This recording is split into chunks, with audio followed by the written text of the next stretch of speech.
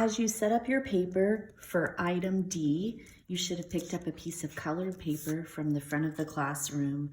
On one side of the paper, we're going to do these 4 constructions, and on the back side of the paper, we'll do the circumscribed circle and the inscribed circle. So watch the constructions in that order, and this will get turned in as part of your packet. So be certain that you label it item D. So in this video, I'll do copy a segment and copy an angle. So if you're going to copy something, of course, you have to have something to start with. So I'll just give myself a random segment. So here is segment MN, and we'll make a copy of it. So we'll call our copy M prime, N prime. There are 2 ways to do it.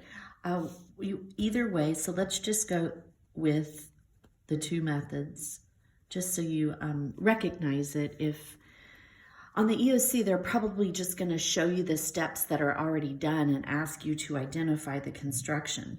So the way we did it previously, which is honestly the handiest way, we just started out with a point, and we came over here and we set our compass to the length of the segment.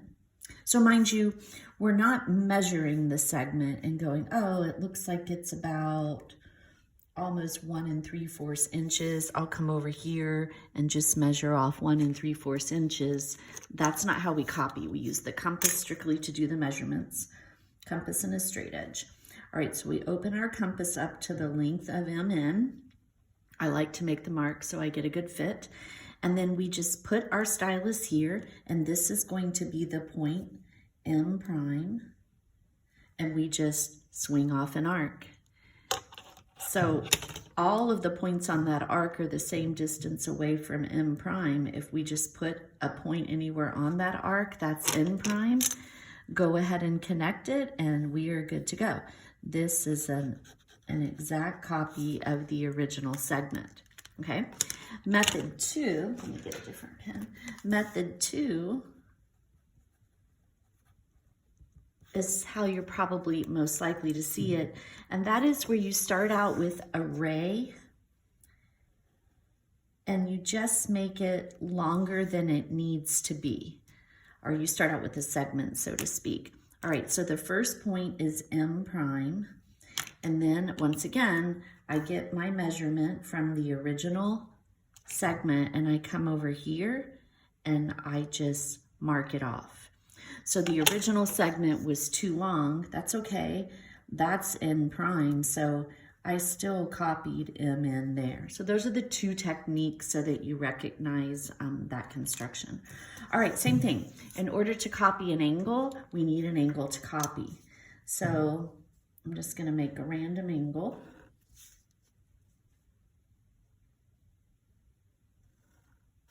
I'll call it angle A. So our copy is going to be A prime. So step 1, you make a starting ray. So make a ray.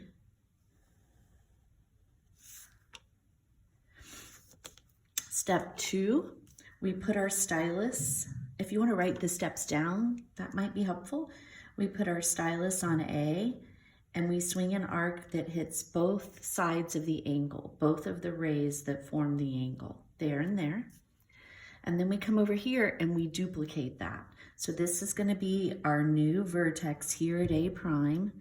Put your stylus at A prime and swing an arc in the general vicinity. Just be generous with it. I know it's going to be up there somewhere. Okay, so that's the first step. The second step is to get a new setting, and you're going to measure from here to here between those 2 arcs. So I'm changing my setting. And again, I usually like to put a little mark so I can see that's a really good fit. Notice my stylus is down here on this ray. Just bring it over to the same exact spot, and we'll just duplicate what we just did. Go ahead and swing that arc. Where they intersect is the point through which we're going to draw our ray. So line that up with the vertex of the angle with A prime. And there you have it, okay? All right, I'm actually gonna do the other two constructions in this video, and then you'll have to watch the individual circumscribed and inscribed circle videos. All right, to bisect, remember to bisect means we'll cut in half. We'll cut it into 2 equal pieces. We're gonna bisect an angle and a segment. So once again, I need an angle to bisect. Since I did an acute looking angle up here, I'll just go ahead and do an obtuse angle. Matters not, the technique is the same regardless. All right, so we'll simply cut this angle in half. All right, it starts the same way in that we're gonna swing arcs that hit both sides of this particular angle. So your stylus goes on the vertex. We need an arc here and here. And then from those 2 intersection points, now we move our stylus to each of those 2 points, and we need arcs inside the angle so we can draw a ray through the interior. So I can change my setting or not. I left mine the same. You could make it a little bigger if you wanted, but from each of those intersection points, I'm going to swing an arc. And I want these 2 arcs to intersect one another inside the circle. Sorry, inside the angle.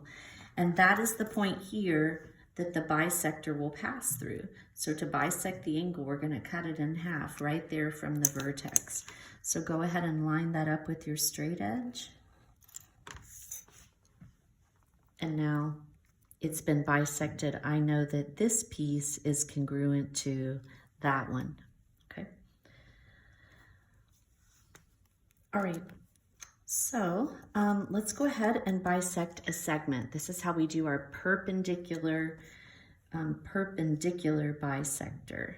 So when you bisect a segment using this technique, you'll always also have a right angle. All right, so let's give us a segment to bisect. So we will also cut it into 2 equal pieces. So this is the construction where you open your compass up greater than half. If you happen to put your segment too close to the bottom of your paper, I'll show you an option. But we want our compass setting to be more than half the length of the segment. Okay, so that's definitely not more than half. That looks pretty good. From each of the 2 endpoints, I swing arcs above the segment and below it. So I started at the right end point. I'm going to turn around and do the same thing from the left end point. And if for some reason your compass was open too wide or this was too close to the bottom of the paper and you didn't have room to make these arcs, you can just give yourself a different setting and just swing a different pair of arcs above the segment. So just suppose that I had to do that, I'll swing another set up here, and I'll just show you that all 3 of these intersection points do indeed line up with one another. So if I line up this point, these were my 2 original. Remember, if I extended that down, that's kind of that classic surfboard shape that we mentioned when we did these earlier. But notice that all 3 of those points, the intersection points of those arcs, are collinear. They're all in the same line. So if we do that, we cut this segment into 2 equal pieces. There you can see that we definitely have the right angle. And if I measure now the left side of the segment, I can see that it's exactly congruent to the right side. We cut it in half. All right, so watch the other 2 videos that are attached on Google Classroom and then move on to the next thing.